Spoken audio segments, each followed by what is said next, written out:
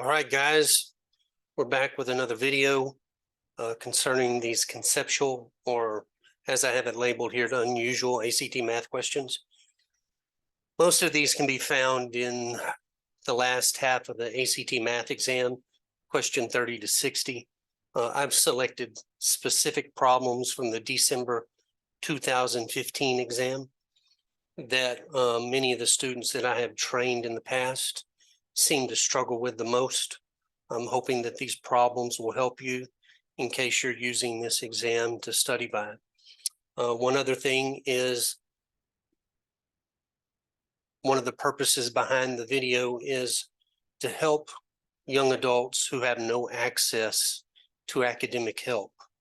And hopefully they will find these videos and we hope that they will help them.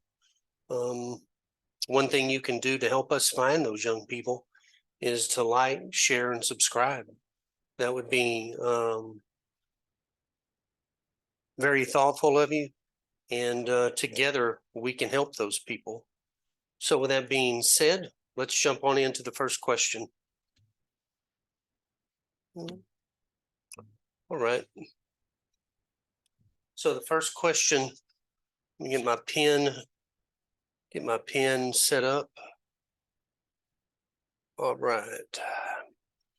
Javier will have a pool installed in his backyard. The interior of the pool is a right circular cylinder. Okay, you got a right circular cylinder with a uniform depth of 5 feet and a radius of 8. Right circular cylinder, right?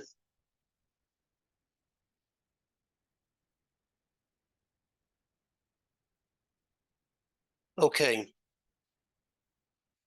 It has a uniform depth of 5 feet. So, you know, from here down to here, 5 feet.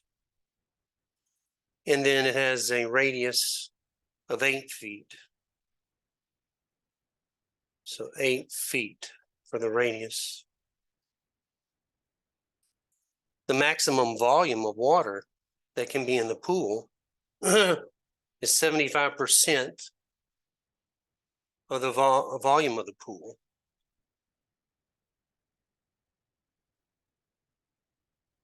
So we're talking about volume.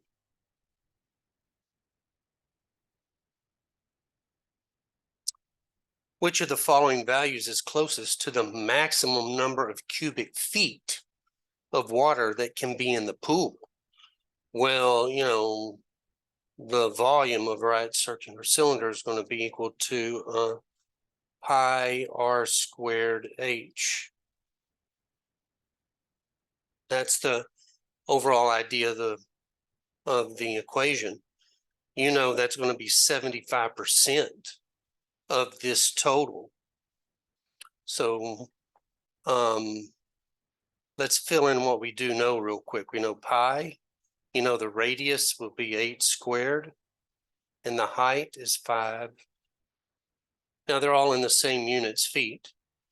Now 75% of all that, so 0.75 times pi 8 squared times 5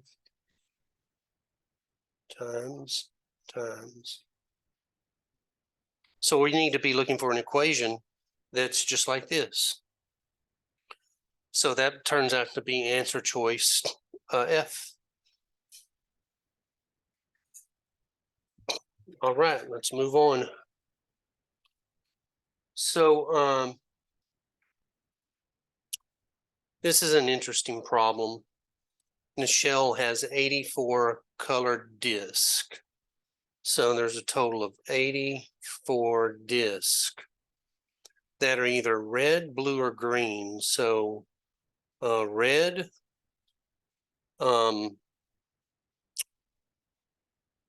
green, and then blue. B for blue.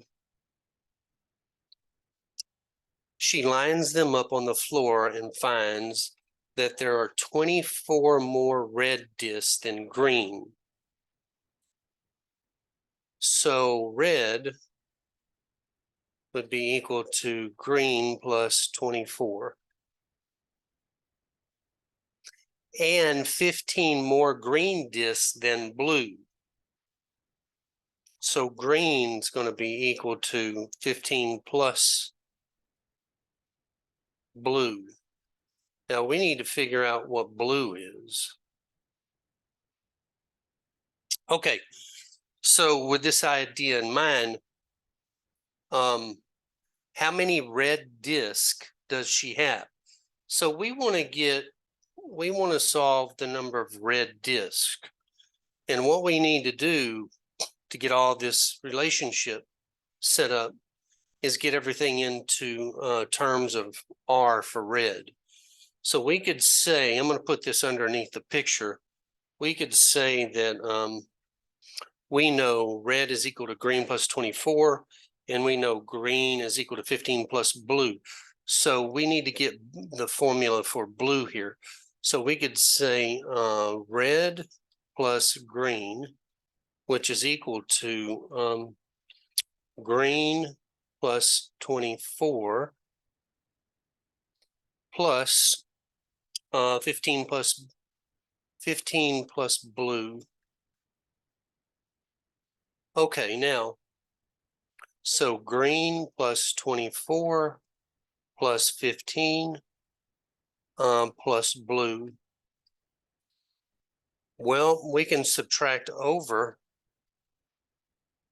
a G, and you'll have red plus green minus green is equal to 24 plus 15 plus blue. Greens cancel, is going to leave us red. So 24 and 15 is 39 plus blue. Now blue is going to be red minus 39 is equal to blue. All right. Notice blue's in terms of red. So the idea is red plus green plus blue is equal to a total of 84. Well, we know red plus green, we want to keep in terms of red. So that would be, green would be equal to red minus 24. And then blue is red minus 39. That's all going to be equal to 84. Now get your like terms in order. There's 1, 2, 3 R's. And then we have a negative 24 and a negative 39. And that comes out to negative 63. That's equal to 84. All right, so add your 63 over, and that's going to give us 3R is equal to 84 plus 63. That's going to give us 147. Okay, so divide by 3 and we get the number of red. So 147 divided by 3, that's going to be 49. So there you go. Now, how many red discs does she have?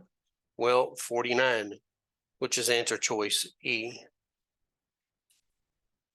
All righty. That problem always gets a lot of people. And when you're under time, that can be rather stressful. Sometimes when you find questions like this, the best thing to do is just move forward if you think that you can't find a clear pathway to the answer quickly. Because if you waste, say, 3 to 4 minutes on this question, when you only need to be able to answer it in 1 minute, you're possibly losing, 3 to 4 points. So go get other questions for the points. Okay, so I'm going to change my pen tip here to red because I'm going to write on the figure. And it says the midpoints on the sides of rectangle WXYZ are the vertices of rhombus ABCD. The dimensions of the rectangle are 6 centimeters by 8. Okay, what is the perimeter in centimeters? So, 6 by 8. So this from X to Y, was 6. So I'm just going to put out here 6. And, from Z to Y is going to be our 8. Let me put that right here off to the side. Now, C, B, A, and D are midpoints of those lines. So X to B is 3, B to Y is 3, Z to C is 4, C to Y is 4. So this side's 3, this side's 4 and 4. Now notice you got right triangles in each corner.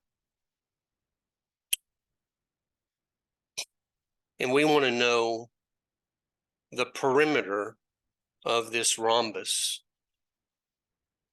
So all we need to do is use Pythagorean's theorem to figure out, because you see you got a right triangle here, right triangles. Use Pythagorean's theorem to figure out C. And to do that, you'd say, well, 3 squared. Let me change my pen tip, sorry.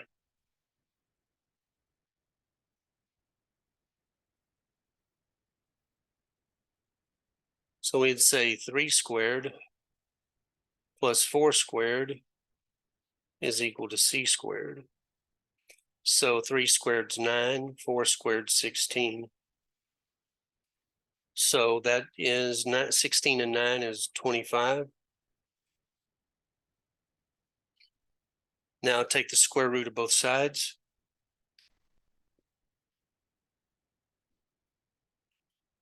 And C ends up being 5.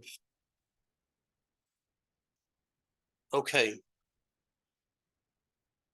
So now we know that each one of the sides of the rhombus is 5.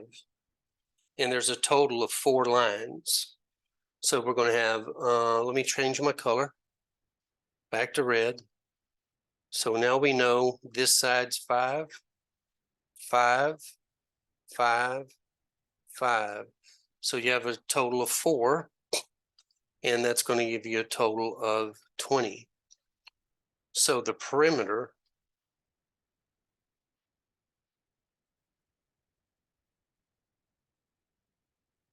is equal to 5 plus 5 plus 5 plus 5, which is equal to 20. And therefore, answer choice A. Okay, let's move on. So here, I'm going to change my pen color again to red. A circle has a radius of r coordinate units. So they don't tell us a number, but they tell us a letter to represent the radius. So like here is the center. So the radius is r. Okay. Now, a circle has a radius of r coordinate units and passes through the origin, O. The circle has a diameter of OS, where S lies on a negative y-axis. So the circle is sitting on the y-axis, and it's below the x-axis, so it's negative. In terms of r, what are the coordinates of S? Well, S is right here.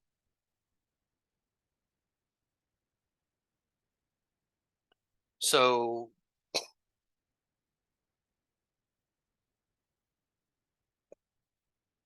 to get from O to S, that is nothing more than the diameter of the circle. So our point would be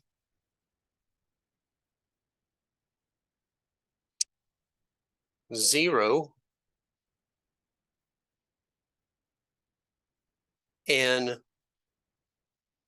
notice they don't have it in S, but there's an R. Let me do this. So the radius is all the way around, right? So the diameter can be written in terms of the radius.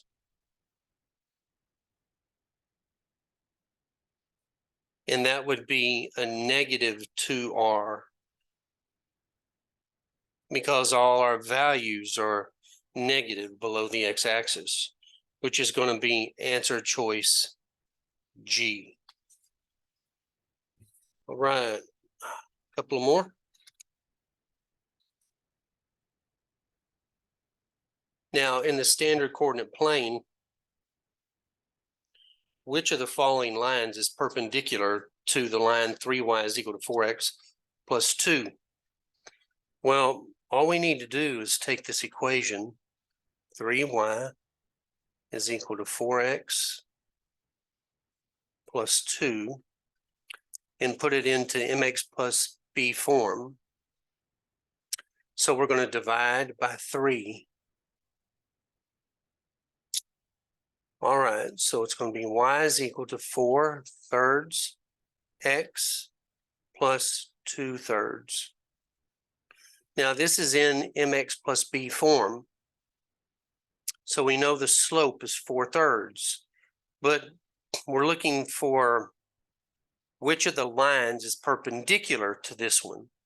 So therefore, the perpendicular line is going to be the negative reciprocal of the slope. So our slope is going to change to 3/4. Let me fix that. That's a horrible 3. Sorry.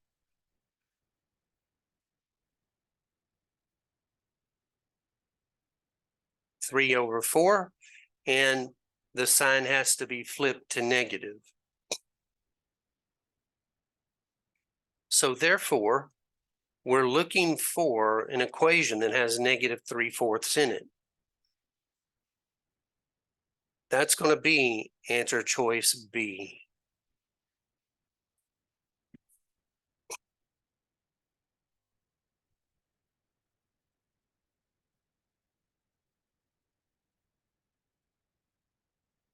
All right. Let's go on. Okay. For all positive real value numbers,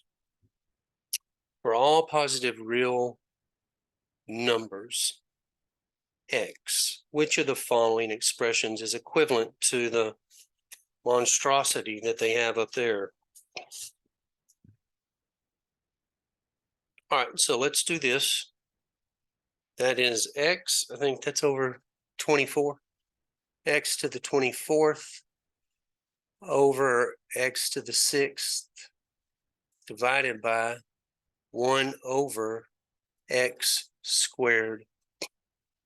Let's simplify this monster. Now, the first thing we can do in the numerator is notice we have the same bases, so we can subtract our exponents. So I'm going to set this, so 24 minus 6 is x to the 18th over 1 over x squared. Now notice we're dividing by a fraction, so that means we're going to multiply by its inverse. So this is going to become x to the 18th times x squared.